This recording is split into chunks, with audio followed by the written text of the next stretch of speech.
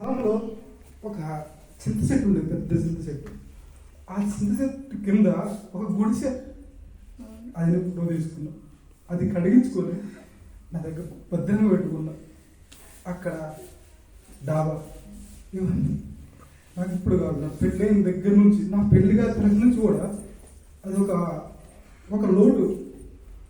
ఎలా అంటే నా ఫ్రెండ్స్ కాలేజీలో ప్రతి ఒక్క ఫ్రెండ్ కూడా ఒకళ్ళు ఇంటికి వెళ్ళి మళ్ళీ వీళ్ళు కూడా వాళ్ళ ఇంటికి చేస్తుంటే అందరూ అలా ప్రతి ఒక్కరు కూడా అలా కలిసి తిరుగుతున్నప్పుడు నేను ఒక్కడే చాలా లోలీగా ఒంటరిగా ఎవరిలో కలవకుండా ఉండేవాళ్ళు. ఎందుకంటే నేను ఎక్కడ వెళ్తే మళ్ళీ వాళ్ళు నా ఇంటికి వచ్చి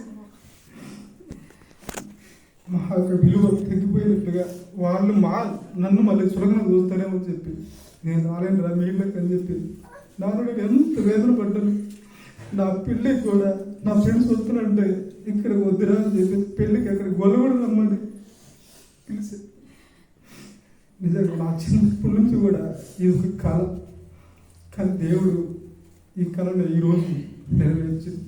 నిజంగా నేనైతే యోగ్యుని కాదు, అయినప్పటికీ కూడా నేను ఎలా బతికానో నాకు తెలుసు. అలాంటి బ్రతుకు నుంచి దేవుని చేతులకు ఎప్పుడైతే నేను అడ్డుపడ్డానో అప్పటి నుంచి దేవుడు నన్ను ఒక స్థితిలో ఒక మార్గంలో నడిపించి నన్ను ఈరోజు ఈ యొక్క ఇంటిని కట్టుకునే స్థితిని నాకు ఇచ్చాడు. నిజంగా ఇది ఏమైనా నాకు కలిగి ఉన్నదంటే అది నా వల్ల అయితే కాదు, నా దేవుని వల్ల. ఇలాంటి దేవునికి కృతజ్ఞత స్తుతులు చెల్లిస్తున్నా.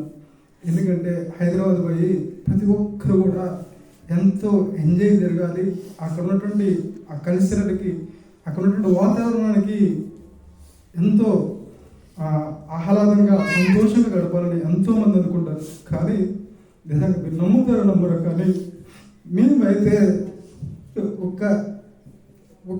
3 పూట్లు తిని ఇక దాంతోనే మేము సర్దుకుంటాము. కానీ బయటికి పోయి ఫలాన్ని తిందామని, ఫలాందరికీ ఎంజాయ్ చేద్దామని, పార్కులకి వెళ్దాం ఎప్పుడు ఉండేది కదా. ఎందుకంటే నా యొక్క బాధ నాకు తెలుసు, నా స్థితి నాకు తెలుసు, నేను ఎంత బాధపడమో తెలుసు. నా కొడుకులు మళ్ళీ అలా బాధపడకూడదని.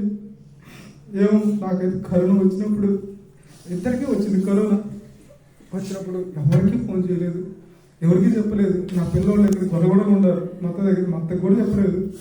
కానీ అమ్మగారికి అయ్యగారికి మాత్రం చెప్పి ఆలోచన చేసుకుని ఆ టైంలో ఒకరు చచ్చిపోతేంటి, నా పిల్లలు ఏంటి, అసలు అప్పుడు వాళ్ళ బ్రతికిలేంటి, మళ్ళీ ఇంతగా అయిపోతుంది అని చెప్పి ఎంతగానో బాధపడి ఏడ్చి,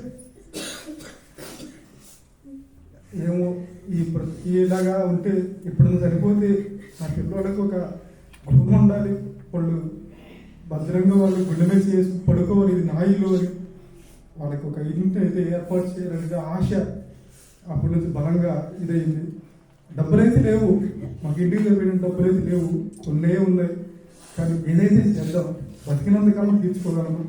దేవుడు కంపల్సరీగా మనకి అది తీర్చుకునే కృపను కూడా మనకి ఇస్తారనేటువంటి ఆశతోనే ఈ ఇంటిని ప్రారంభించడం జరిగింది. నిజంగా ఈ ఇంటిని పునరావేసిన దగ్గర నుంచి ఏ ఒక్కరోజు కూడా దేవుడు ఆపలే. ఏదో ఒక రకంగా ఏదో ఒక సైడ్ నుంచి డబ్బులు దేవుడు జమ చేస్తూనే ఉన్నాడు తప్ప ఎప్పుడు కూడా దేవుడైతే ఈ పని అయితే ఆపలేదు. 5 నెలల్లో ఇల్లు అయిపోద్దని మేమైతే అనుకోలేదు. ఒక 2 సంవత్సరాలు, సంవత్సరాలు పట్టిద్దని మేము అనుకున్నాం. కానీ 5 నెలల్లోనే దేవుడు అద్భుతమైనటువంటి ఇంటిని మాకు అనుగ్రహించాడు.